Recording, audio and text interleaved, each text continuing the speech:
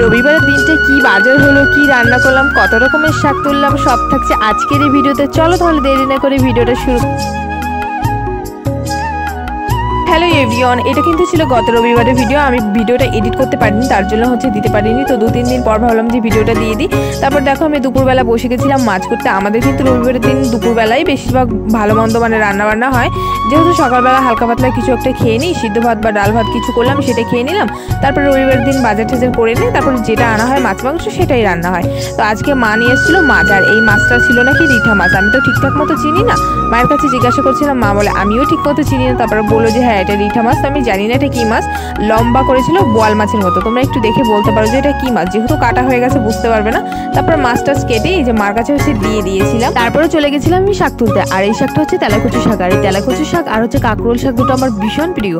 আর যেহেতু মাছ এনেছে শাক তো খেতেই হবে, কেন জানি না মাছ আনলে মনটা সবসময় শাক শাক করে আগে থেকে। তো আমি দেখো চলে গেছিলাম শাক তুলতে। আর এইখানটায় এত সুন্দর সুন্দর ডগা দেখে আমি লোভ সামলাতে পারলাম না, অনেকগুলো শাক তুলে নিয়েছিলাম একদম মন ভরে। এক দৌড়ে চলে গেলাম আমাদের ঘরের পেছনে। আমাদের ঘরের পেছনে গিয়ে তোমাদের অনেক রকমের শাকের সঙ্গে পরিচয় করে দেবো। দেখো এই শাকটা কিন্তু ঢেঁকি শাক, আর এটা কিন্তু আলু দিয়ে ভাজি খেতে খুব টেস্টি লাগে। তোমরা কে কে খেয়েছো আমাকে কিন্তু অবশ্যই কমেন্ট করে জানিও।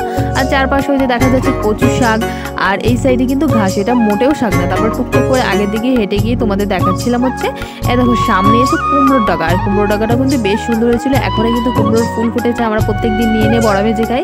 আর যে সামনে দেখো এটা হচ্ছে পাট বাগান, এখান থেকে কিন্তু পাট পাতা তুলে তুলে আমরা খাই। চলো তাহলে এখন বাড়ির দিকে যাওয়া। বাড়িতে এসে স্নান দান করে বসে গেছিলাম রান্নার কাজে। আর এখানে কৌটার থেকে হচ্ছে আমি কটকটি ভাজা, তারপরে নিমকি এগুলো খাচ্ছিলাম। মা যেহেতু এনেছিল বাজার থেকে সেই জন্য। আর এখানটা দেখো আমি অনেকগুলো ছোলা ভিজেছি, এটা হচ্ছে আজকে রান্না করব। তারপরে ভিজে রাখা ছোলাগুলোকে বসিয়ে দিয়েছিলাম কুকারে সিটি দেওয়ার জন্য। 2টো সিটি হলে হচ্ছে নামিয়ে নিব। আর এইদিকে যেগুলো যেগুলো দরকার আমার পেঁয়াজ রসুন সবকিছু হচ্ছে আমি একটা একটা করে বাটিতে নিয়েছিলাম, আর নিয়ে বাইরে গিয়ে বসে পড়েছিলাম ছোলার। আর এইদিকে দেখো আমি গাজর কেটে নিয়েছিলাম। এই গাজরটা কাটছিলাম মেয়ের ডালিয়া বানাবো, তার জন্য দুপুরবেলা মেয়েকে ডালিয়া খাওয়াই। এখানে দেখো আমি গাজর টমেটো আলু সবকিছু হচ্ছে কেটে একটা বাটিতে নিয়ে নিয়েছিলাম। তারপরে এখানে আমি পেঁয়াজ রসুন যেগুলো যেগুলো সামগ্রী দরকার মানে মাছের ঝোল আর ছোলার জন্য সেগুলো হচ্ছে আমি ছুলে ছুলে নিচ্ছিলাম। আর রসুন ছুলছিলাম শাকের জন্য। এখানটা দেখো টুকটুক করে আমি পেঁয়াজ রসুন ছুলছিলাম। আর মহিনা হচ্ছে ক্যামেরা করে দিচ্ছিল। কি যে ক্যামেরা করে আমি বুঝি না আগামাথা কিছু।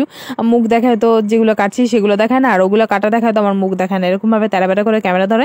তারপরে দেখো এখানটা হচ্ছে আমি শুকনো লঙ্কা নিচ্ছিলাম। আমি কিন্তু একটু ঝাল খেতে বেশি পছন্দ করি, তোমরা কিন্তু এইদিকে আমার পেঁয়াজ রসুন সবকিছু কাটা ছিল কমপ্লিট হয়ে গেছে। তারপরে আমি বসে পড়ছি শাক করতে। ওই যে তখন যে তেলাকুচুর শাক নিয়ে এসেছিলাম সেটাই হচ্ছে বসে বসে কাটছি। তারপর শাক কাটাকুটির পরে চলে এসেছিলাম টিউবওয়েল পাড়ে শাকগুলো ধোয়ার জন্য। আর এদিকে কিন্তু বড় একটা গামলা আমি ভালো করে দিই। অনেকে আমাকে কমেন্ট করে দিদি তুমি কেমন করে দাও, আসলে ভিডিওটা আমি অনেকটা স্প্লিট করে দিই, তো তার জন্য মনে হয় যে ঠিকঠাক ধুই না। তারপরে আমি ভাত টাত বসিয়ে দিয়ে এখানটা আবার মেখে নিয়ে একটু দুষ্টুমি করছিলাম। দেখো আমার মেয়ে কিন্তু পান খাচ্ছিল। আর পান খাওয়ার এতটাই মাস্টার না, যে কেউ যদি পান খায় ওর মুখে থেকে ওর পান কেটে নিয়ে খেতেই হবে। আর এই যে এখন আমি ভিডিওটা এডিট করছি, ও কিন্তু আমার কোলের ভিতর বসে আছে। যখনই পানের কথা বলছি তখনই আমার দিকে ড্যাপ ড্যাপ করে যায়। তারপরে ভাত রান্না কমপ্লিট হওয়ার পরে এখানে মাছটাকে আমি ভালো করে হলুদ আর লবণ মাখিয়ে এখানটা কড়াইয়ের উপর দিয়ে দিয়েছি সুন্দর করে ভেজে নেওয়ার জন্য। আর এখানটা দেখো কি সুন্দর লাগছে না দেখতে। চলো তাহলে আমি ঝটপট মাছের ঝোলটা রান্না করে ফেলি। আর তোমরা যারা যারা আছো আমার ভিউয়ার্সরা সবাই চলে এসো খেতে। আর আমি না মশলা কষানোর সময় একটু জল দিয়ে কষাই, তাহলে হচ্ছে মশলা কষানোটা বেশি সুন্দর হয়। এদিকে মশলাটা ভালো করে কষানো হয়ে গেছে, তারপর হচ্ছে ঝোল দিয়ে দিয়েছি। ঝোলে যখন জাল উঠে গেছে মাছগুলো দিয়ে দিয়েছি। আমরা কিন্তু 2টো লোক, তারপরে অনেকগুলো মাছ দিয়ে, ওই যে বললাম দুপুরবেলা রান্না করলে রাত্রে রান্নাটাও করে রাখি, তার জন্য মাছের ঝোল রান্না শেষ করে এখানে দিয়ে দিয়েছি আমার প্রিয় শাক। আহা এখনো দেখে না কেমন যেন খেতে মন চাচ্ছে। তবে আজকে আমি তেলাকুচু শাকটা খেয়েছি, জানি না যে এই শাকটার উপর আমার এত মায়া এত দুর্বলতা কেন। শাকটাকে রান্না কমপ্লিট হওয়ার পরে এখানটায় দেখো আমি মশলা কষিয়ে নিচ্ছিলাম ছোলার জন্য। আর আমি কিন্তু মোটেও গোটা গোটা আলু দিইনি, পরে আমি আলুগুলোকে ভালো করে খুন্তি দিয়ে টুকটুক করে কেটে ছোট ছোট হচ্ছে করে দিয়েছিলাম। দেখো আমাদের সব রান্না কমপ্লিট হয়ে গেছে। এখানে শাকের তরকারি, মাছের ঝোল, ছোলা সবকিছু রান্না শেষ করে এদিকে মেয়ের ডালিয়া নিয়ে বসে গেছি মেয়েকে খাওয়ানোর জন্য। দেখো আমি অনেক রকমের সবজি দিয়ে এখানে হচ্ছে ডালিয়া রান্না করি ওর হেলথের জন্য। প্রত্যেক দিন দুপুরবেলা হচ্ছে আমি ওকে ডালিয়া খাওয়াই। ও কম বেশি মোটামুটি ভালোই খায় ডালিয়াটা, ও না খেলে আমি খেয়ে ফেলি। মেয়েকে খাওয়ানোর পর এখানটায় বসে গেছি আমি খেতে। এখানে দেখো ভাত শাক যেগুলো যেগুলো রান্না করেছিলাম সবকিছু হচ্ছে নিয়েছি। আর আমার এতই খিদা পেয়েছিল না, আমার হচ্ছে এমনি দুপুরবেলা খাই আমি 2টোর দিকে। তারপরে সেদিন জল খাওয়া একটু কম হয়ে গেছিল, প্রচুর খিদা পেয়ে গেছিল।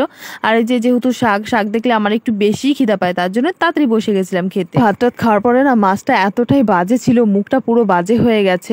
তার জন্য চলে এসেছি পান গাছ আছে। এদিকে ঘরে গিয়ে দেখি যে পান একদম শেষ হয়ে গেছে, আর পরে তো অপশন আছেই গাছ, সেজন্য আমি গাছে চলে এসেছি পান খাওয়ার জন্য। এখান থেকে পান টান নিয়ে ঘরের ভিতর গিয়ে দেখো এক গাল ভরে দিয়েছি পান, আর চিবি ফেলে ফেলে না অবস্থা আমি একদম খারাপ করে দিয়ে আমার জানলার সাইডে একটা মানে সুপারি গাছ আছে, ওটার পুরো আমি আলাদাই ডিজাইন করে দিয়েছি। তো চলো আজকের এই ছোট্টখাটো মিনি ব্লগটা তোমাদের কেমন লাগলো অবশ্যই কমেন্ট করে জানিও, আর ভালো লেগে থাকলে লাইক কমেন্ট শেয়ার করে দিও।